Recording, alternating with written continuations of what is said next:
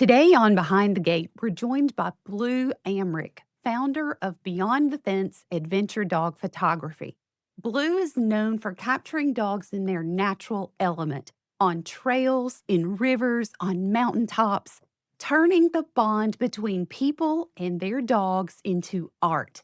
But behind the lens is a small business owner navigating the same grind as the rest of the pet industry: long hours, client demands, and the constant pull between passion and sustainability. Blue's perspective matters because it sits at the crossroads of creativity, animal welfare, and entrepreneurship. And those lessons ripple far beyond photography. So, Blue, please introduce yourself and tell us what you do with adventure dog photography. My name is Blue, and I am an adventure dog photographer. My business is Beyond the Fence, and I specialize in photographing dogs in sort of beautiful outdoor locations where they get to run and explore and just be dogs. I've seen some of your pictures and they are absolutely stunning.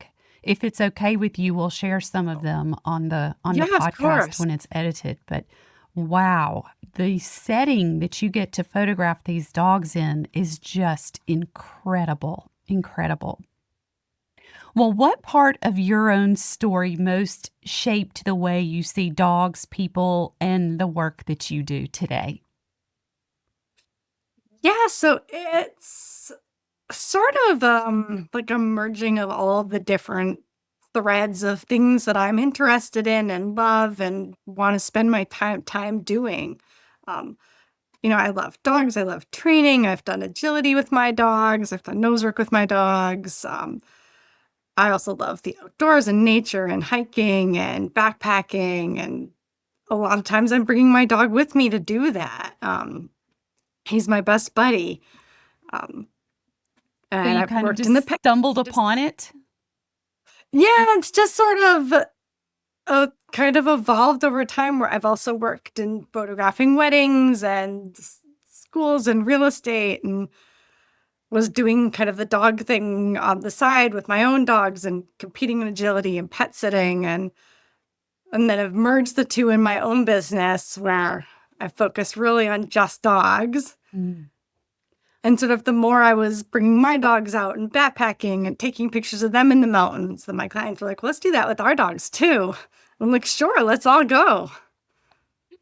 You have built a business around joy and adventure. What is the tension between wanting to chase the art, but then needing to run an actual business? Yeah, that's the tricky part. Because I think the bit that sort of is outward facing, like the bit that you see on my website and my social media is the highlights of like the adventures and the exploring and the photographing. And then there is all of this behind the scenes stuff that you also have to do with like answering emails and bookkeeping and scheduling and placing orders and communicating with clients. That's sort of the less beautiful, visible side of things. Right. Yeah, you touched on this. From the outside, people see the highlight reel.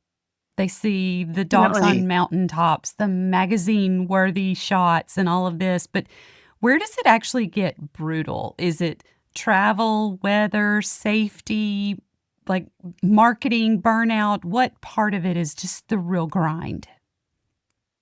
Yeah, that's a good question.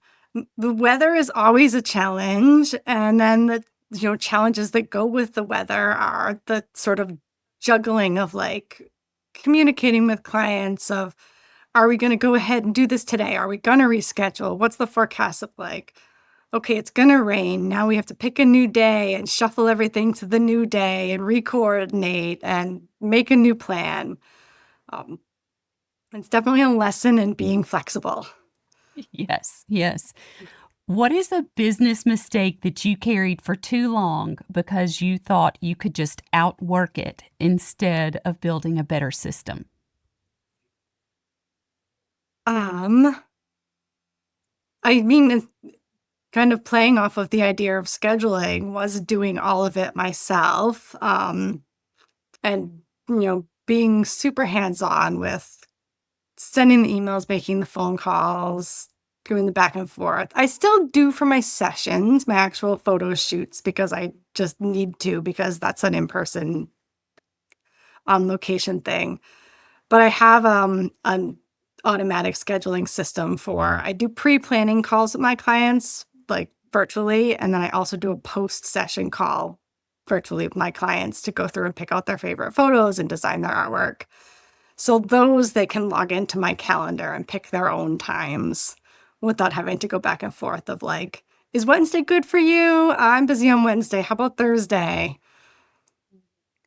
If we mapped out your week, what are the repeatable tasks like editing, scheduling, client communication that scream for automation or a workflow system that you aren't actually utilizing yet?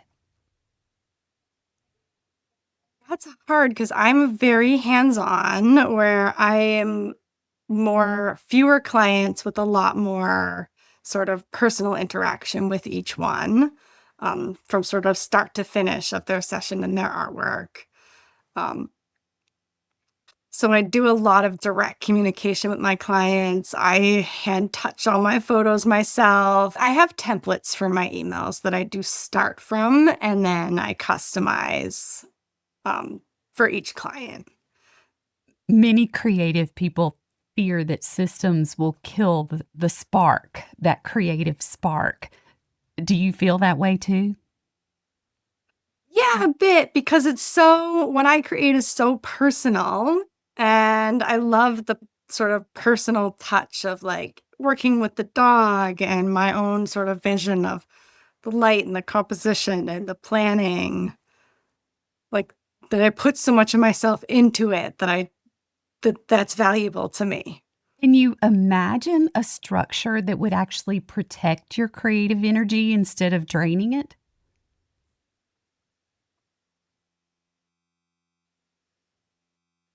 No, I would love to outsource at some point, outsource some of the more like the back end stuff, the accounting bit of it that's not creative, like accounting, bookkeeping, some of the workflow tracking type stuff I could see outsourcing or automating. Are you still doing all of that yourself? Like pen and paper, you're tracking it all yourself? I use Mhm, spreadsheets, and then track across spreadsheets. mhm, mhm. Have you experimented with AI tools like, um, client follow-up or event marketing or anything like that? No, I haven't. I am not a big AI person. That goes back to the creative sphere systems that will kill their spark. Yes. Yeah, I can see that, I can see that. You sit in an unusual spot. You're combining pet care and creative arts. So, what is the blind spot you see in the broader pet industry when it comes to valuing the real cost of this kind of work? Do you think people actually see what you're doing? Yeah, for me, I want the end result to be some sort of tangible artwork for people's homes.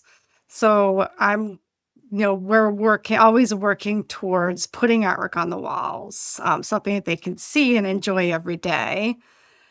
And I feel like in the digital world, we're so used to the end result of a photograph being digital that there is like, I do have to bridge that gap with my clients just in talking to them and sort of showing them what I do to sort of get people from the idea of, oh, photos are a digital thing that you take with your phone and that's where you keep them to like, oh no, let's do something that is real and exists in the world, that you're going to really You enjoy. can hang on the Because how wall and often do see it you, every day. yeah, Yeah, I have thousands of photos on my phone, and looked at them once, I know. and you don't go back and see them the way you do if you had it on your living room wall where you'd Right, see it every day. right. The pet industry thrives on passion, and you can see your passion for what you do, but passion doesn't pay the bills. What's the conversation we're not having enough about sustainability for small business owners like you? Yeah, I think people in my industry do jump into their passion for art and their passion for dogs and their passion for working with pet owners before they've even thought about sort of the costs of running a business, and all the sort of hidden costs of materials and insurance and, equipment. And so they have almost done it backwards where they price themselves and they price their products before they've thought about all of their business expenses. And then all of a sudden at the end, they realize those business expenses have added up. Mhm. Um, Do you feel like you did it the right way when you started? no, it took me time. Yeah. There's always trial and error to pricing and running a business and learning things. And you make mistakes at the beginning and learn from them and grow. Mhm. How do you do your pricing? Yeah, so I start with my cost of goods, and I also know what my yearly operating expenses are in terms of like one-time expenses like insurance and like my computer costs, and sort of go from there and then add on sort of what I need to make a year to pay my bills, pay my rent, pay my, car and all that stuff, pay for groceries. Um, and so I've worked out sort of what my total yearly income needs to be to cover the business versus how many sessions I can do in a year, hours wise. Mhm. And so what that needs to be. Do you Is your schedule full, or are you still hoping for more clients? Yeah, you're asking me that in October, which is peak fall foliage in New England. So my schedule is very full right now.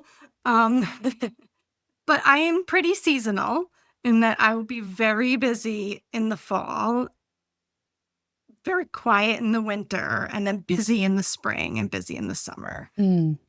Do you have indoor settings where you could shoot during the inclement weather, or you only do it outside? No, I'm only outside. We do get snow, and so I do get people that have a dog that loves the snow, and so we'll plan something for the snow, but it's definitely less busy in the winter than it is in other seasons. Yes, I saw a photograph on your website. It was a black, looked like a poodle or a doodle that had been in the Yeah. snow, and it was speckled with snow all over their face. It was such a beautiful, you could just see the joy of that dog in their eyes. And I'm sure that that is what you're aiming for. You want to show the joy. Yeah, and that's why we're outside, Mhm. um, and just letting them, not in a very structured way, just explore and play and stick their faces in the snow and have a good roll, and Mhm. then they get up and run and Do you ever have. have any scary moments where you have a dog off leash and maybe they're not as trained as they should be, or maybe the owners said they were trained and they might not be as trained, and then it's like, "Ah, where are you going?" No, I'm actually pretty careful about leashes because I can edit the leash out of the final photos. So most of the dogs that you see in my photographs are on a leash. So I'll use a really long leash for times when I want to let a dog run if I don't think the dog's gonna stay too close. So the only times we're letting them off leash is if I have an owner that's like really done a lot of training and is really confident their dog's going to stick around. And if there's any question of the dog getting distracted by a squirrel, then we use a long leash. You use magic to take it out. Exactly. Looking forward, what would a truly sustainable version of your business look like? One where you don't have to trade your health or your sanity for the work.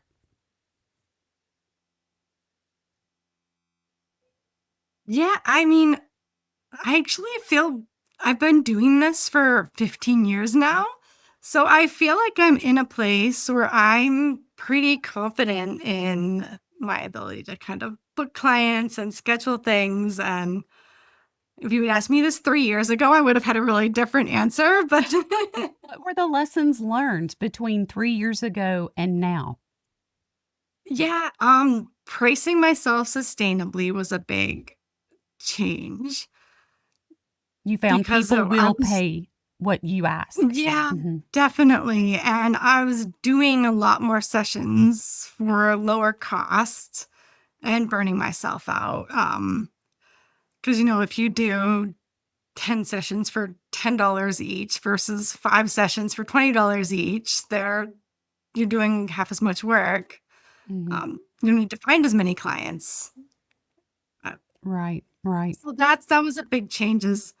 And that's confidence, I think, is if you're not confident in yourself and your work, you undervalue yourself. True, that is a wonderful lesson for people to learn. Absolutely. Would you say that that was Yeah, the main thing, was pricing? that was a big one, definitely. And it took me a long time to feel like my work was good enough to charge enough to pay my bills. Mhm. Um, Were you nervous the I think first time you presented new prices to someone? definitely, definitely. And I think artists in general are very critical of ourselves. Like I look at it and I'm like, oh, I could have done this better. I could have done that better. But my clients look at it and they see their dog and they see how happy their dog is and how cute their dog is. And they fall in love with it. They don't see like, I could have changed my angle like 5 degrees and made it better. Yes, that is being very critical. If you could wave a magic wand and change one system tomorrow to make it better for you and for the dogs, what would it be? Here for me and the dogs. I mean, if it was magic, I want to be able to like teleport so I don't have to spend hours driving. Um, but systems, I would like to be doing a little bit less back end stuff, particularly on the accounting, bookkeeping, um, tracking task side of things so that I can spend more time outdoors shooting. Mhm. Maybe a system that ran in the background while you were out doing the high touch service. Definitely. Yeah, yeah. Is there anything that we didn't touch on that you really wanted people to know about you or about your business? I don't know. I feel like we covered a lot of it. Well, where can people find you if they're interested in learning more about you? Yeah, so my website is adventuredogphotography.com. And if you go to my website, you can find all my links to socials and all that. I'm dogs plural on adventure on Instagram. And then you can also find me on Facebook too. Gotcha. Well, thank you so much for being with us today. And I look so forward to sharing your work with our listeners because it is absolutely incredible. Incredible. Thank And that's a wrap for today's episode of Behind the Gate. Blue reminded us that the highlight reels we see online come with a lot of unseen work, weather delays, endless scheduling, spreadsheets, and the hard lessons of pricing yourself sustainably. For anyone running a pet business, creative or otherwise, her story is a reminder that passion needs structure if it's going to last. Systems beat willpower and sustainability beats burnout. Thanks for listening. We'll be back with more unpolished, real conversations from behind the gate.